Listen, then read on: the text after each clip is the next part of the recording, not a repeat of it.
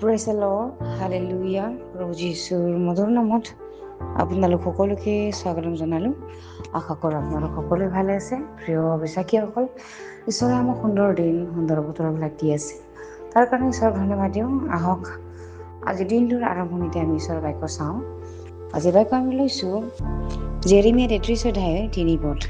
আৰু সুন্দৰ ঈশ্বৰৰ বাক্য আমাৰ কাৰণে কৈছে, তুমি মোৰ আগত প্ৰাৰ্থনা কৰা, তাতে মই তোমাক উত্তৰ দিম, আৰু তুমি নজনা মহৎ আৰু অগম্য কথা তোমাক জনাম। Hallelujah, praise the lord.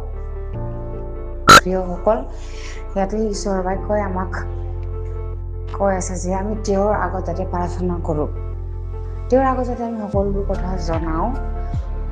আৰু আমি যদি প্ৰাৰ্থনা কৰাত কিবা আমাৰ যদি সন্দেহ থাকে, বা যদি আমি প্ৰাৰ্থনাৰ উত্তৰ পাবৰ কাৰণে যদি আমি জল্দিবাজি কৰি আছোঁ, তেনেহ'লে আমি তেওঁৰ আগত সুধিব লাগিব। তেওঁহে জানে যে আমাৰ প্ৰাৰ্থনাৰ উত্তৰটো দেৰিকৈ দিলে ভাল হ'ব নে সোনকালে দিলে ভাল হ'ব। হালেলুয়া। আৰু যিটো বস্তু আমি নাজানো, যিটো আমি গমেই নাপাওঁ, যিটো আমি আশা নকৰোঁ, সেই কথা ঈশ্বৰে জনাই দিব আমাক তেওঁৰ আত্মাৰ দ্বাৰা। হালেলুয়া। সেইকাৰণে আমি তেওঁৰ লগত সম্বন্ধ জোৰাটো আমাৰ সদায় জৰুৰী। আমেন। আমি তেওঁৰ লগত, তেওঁৰ আত্মাৰ লগত, তেওঁৰ বাক্যৰ লগত আমি সদায় জড়িত হৈ থকাটো উচিত। আৰু তেওঁ কৈ আছে যে তুমি নজনা মহৎ আৰু অগম্য কথা, অগম্য, যিটো আমি ভাবি বিচাৰি আমি ঢুকি পাব নোৱাৰোঁ, অগম্য, যিটো আমাৰ ওচৰত এনেকুৱা চিন্তা আমি ঢুকি পাব নোৱাৰোঁ, যিটো ঈশ্বৰে পাৰে।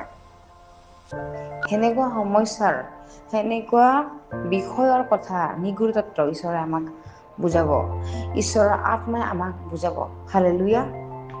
প্ৰিয়সকল, তেওঁ কৈছে যে তুমি মোৰ আগত প্ৰাৰ্থনা কৰা। প্ৰিয়সকল, আমি বহুত সময়ত ঈশ্বৰৰ পৰা সোধাটো আমি পাহৰি যাওঁ। আমি নিজৰ ইচ্ছামতে কৰোঁ, আমি নিজৰ ভাৱনাত, নিজৰ কাৰ্যত ইচ্ছা কৰি নিজেই কৰোঁ আমি। কিন্তু ঈশ্বৰে কি কৈ আছে, তুমি মোৰ আগত প্ৰাৰ্থনা কৰিছে, তেওঁৰ আগত প্ৰাৰ্থনা কৰি কৰিছে। তেওঁ ইমান দয়ালু হয়, তেওঁৰ আগত প্ৰাৰ্থনা কৰি কৰিছে। আমেন। প্ৰিয়সকল, মই বিশ্বাস কৰোঁ এই বাক্যৰ যোগেদি আপোনালোক সকলোৱে আশীৰ্বাদ প্ৰাপ্ত হৈছে বুলি। প্ৰতিদিনটোত আমি ঈশ্বৰৰ আগত দিম, যাতে তেওঁ আমাক সহায় কৰে। তেওঁৰ আত্মাই যাতে আমাক নজনা কথা, আমি নুশুনা কথা, নভবা কথা যাতে আমাক জনায়, যাতে আমি সেই সমস্যাৰ পৰা ওলাব পাৰোঁ। আমেন। আপুনি ছুটিকে প্ৰাৰ্থনা কৰোঁ। ধন্যবাদ প্ৰভু, তোমাৰ প্ৰেম, তোমাৰ অনুগ্ৰহৰ কাৰণে।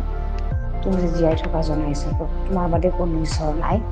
তুমিয়েই সকলোবোৰ জানা প্ৰভু। তুমি আছিলা, তুমি আছা, আৰু সদাকাললৈকে তুমি জীয়াই থকা জনা। প্ৰভু ধন্যবাদ দিছোঁ এই সুন্দৰ সময়ত। এই সকলো যাচনা প্ৰাৰ্থনা ত্ৰাণকৰ্তা জীৱিত নাছৰ প্ৰভু যীশু খ্ৰীষ্টৰ নামত অৰ্পণ কৰিছোঁ। আমেন।